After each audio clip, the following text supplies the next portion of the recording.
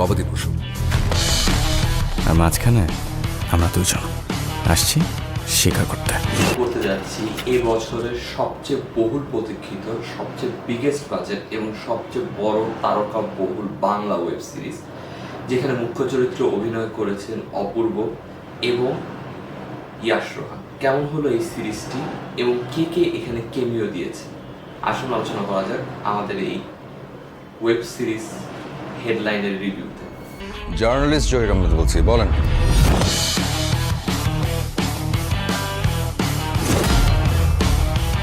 আপনি আমাকে চেনেন কেমনে?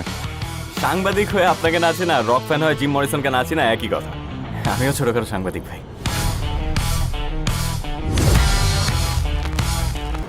হেডলাইন ওয়েব সিরিজের গল্পটা কেন্দ্র করে করছে দুজন জার্নালিস্টকে, যার মধ্যে একজন জার্নালিস্ট রিপোর্টার না, তিনি প্রাক্তন জার্নালিস্ট, তিনি অনেকদিন যাবৎ জার্নালিজমে পরিপূর্ণভাবে অ্যাক্টিভ নেই। আর একজন নতুন জার্নালিস্ট যিনি প্লে করেছেন ইয়াশ রোহান, তিনি সদ্য জার্নালিজমে ঢুকেছেন কিন্তু বাংলাদেশের শীর্ষ পত্রিকায় কাজ করেন।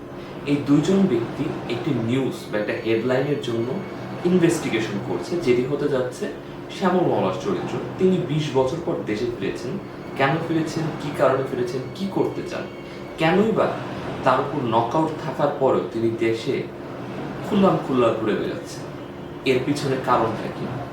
এই নিউজটাকে তারা লিক করার জন্য দুজন সাংবাদিক মিলে, যিনি একজন অত্যন্ত পারদর্শী সাংবাদিক আর একজন অজ্ঞ সাংবাদিক অর্থাৎ অপূর্ব এবং ইয়াশ রোহান, কিভাবে তাদের জার্নালিজম ইনভেস্টিগেশনটা করে তা নিয়ে মূলত এই ওয়েব সিরিজের গল্পটি।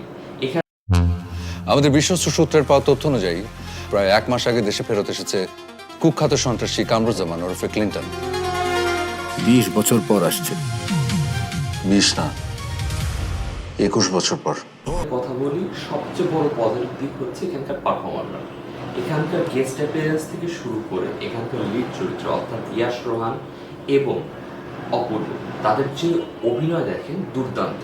এখানে ইয়াশ রোহান অনস্ক্রিন বেশি সময় ছিল, তার অভিনয় যেন তিনি পুরো 100তে 100 অভিনয় দিয়েছেন। তার পারফরমেন্স সবচেয়ে বেশি এখানকার অ্যাট্রাকটিভ পয়েন্ট বা সবচেয়ে সুন্দর পয়েন্ট হিসেবে আপনি দেখতে পারবেন এই ওয়েব সিরিজে।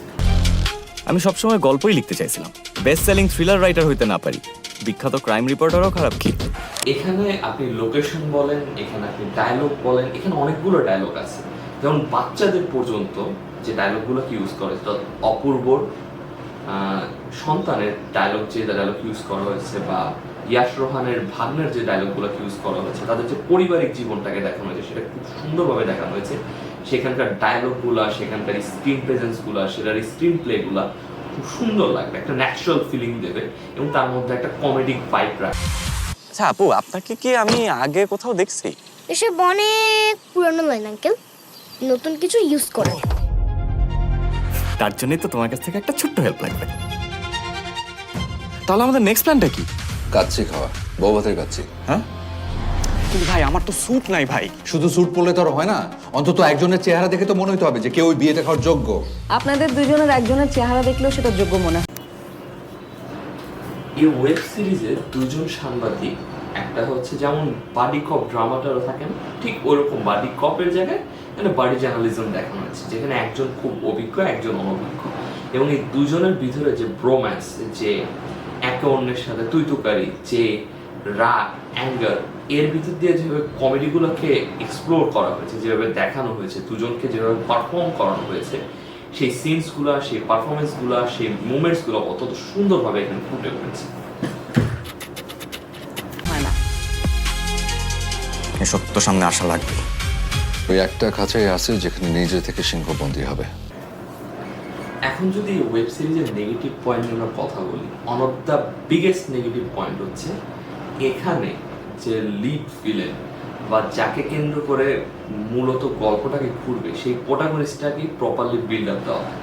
বিল্ড আপ তো বাদ দেন, একটা মনে হচ্ছে যে গেস্ট অ্যাপিয়ারেন্স অনেকগুলো চরিত্রকে আনা হয়েছে, সেই চরিত্রগুলো রানিং লেন্থ তো শ্যামল মওলা মেন ভিলেনের রানিং লেন্থের থেকে বেশি। এতটা কম গুরুত্ব দেওয়া হয়েছে, এতটা খারাপভাবে এখানকার মেন ভিলেন বা মেন কনফ্লিক্ট পয়েন্টকে দেখানো হয়েছে, যার কারণে পুরো সিরিজটা টপ করে দেয়। একটা অত্যন্ত ভালো বা মাস্টার পিস হওয়ার থেকে নামানোর জন্য শুধুমাত্র একটা পয়েন্ট দেয়। দেশে ফেরত এসেছে কুখ্যাত সন্ত্রাসী কামরুজ্জামান ওরফে ক্লিন্টন। 20 বছর পর আসছে। 20 না, 21 বছর পর। আমি সবসময় গল্পই লিখতে চাইছিলাম। আমার মনে হয়েছে যেভাবে এন্ডিং করা হয়েছে, যেভাবে দেখানো হয়েছে, যে পয়েন্ট এন্ডিং করা হয়েছে, সেটা কোনো এন্ডিং পয়েন্টই মনে হয় না। এই ওয়েব সিরিজটার ভিতরে অনেক কিছু ট্রাই করা হয়েছে আপনার কাইজারের মতো। একটা ইনভেস্টিগেশন চলে যেরকম কাইজারের ছিল, ঠিক এরকম একটা ইনভেস্টিগেশন চালানো হয়েছে। এখানে কাইজারের সাথে তার জুনিয়ররা থাকে, এখানে অপূর্বর সাথে জুনিয়র থাকে ইয়াশ রোহান। দুইজন একটা ইনভেস্টিগেশন খোঁজে, সেই ইনভেস্টিগেশন খোঁজার আগ পর্যন্ত সেই দুইজন অর্থাৎ অপূর্ব এবং নিশো তাদের দুই চরিত্রে তারা লম্বা সময় যাবৎ কাজে নেই, তারা তাদের প্র্যাকটিক্যাল ব্যবহার নেই। কিন্তু দুটি চরিত্রের মধ্যে কাইজার চরিত্রের পারিবারিক যে কনফ্লিক্টটা রয়েছে এত সুন্দরভাবে প্রেজেন্ট করা হয়েছে যে আপনি তার পারিবারিক গল্পটা দেখতেই আপনার ভালো লাগতেছে। এখানে সেই কনফ্লিক্টটাকে প্রপারলি ক্রিয়েট করা হয়নি, যদিও সেমি স্ট্রাকচারে ফেলা হয়েছে। ওখানে যেমন কাইজারের ভিতরে আফরান নিশোর স্ত্রী আরেকজনকে বিয়ে করেছে, তার বন্ধুকে।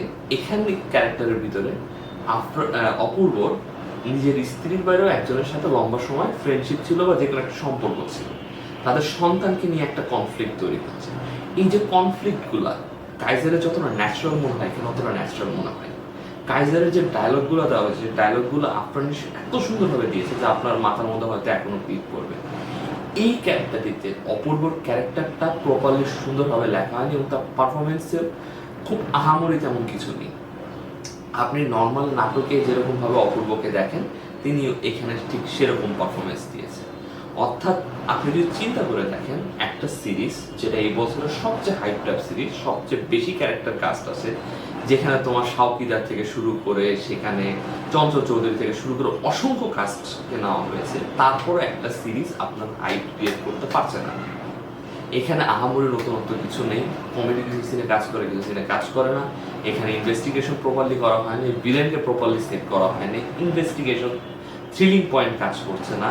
এখানে এত ফাস্ট কাট কাটার পরেও এটাকে আপনার একটা সময় পর মনে হচ্ছে যে কখন শেষ হবে। তো সব জিনিস যদি মিলে বোঝাই, আপনার যদি মনে করেন যে আমার একটা ওয়েব সিরিজ দেখবো, দেখতে পারেন। It's a below average work, এটা কোনো দিক দিয়ে মাস্টারপিস হতে পারে না।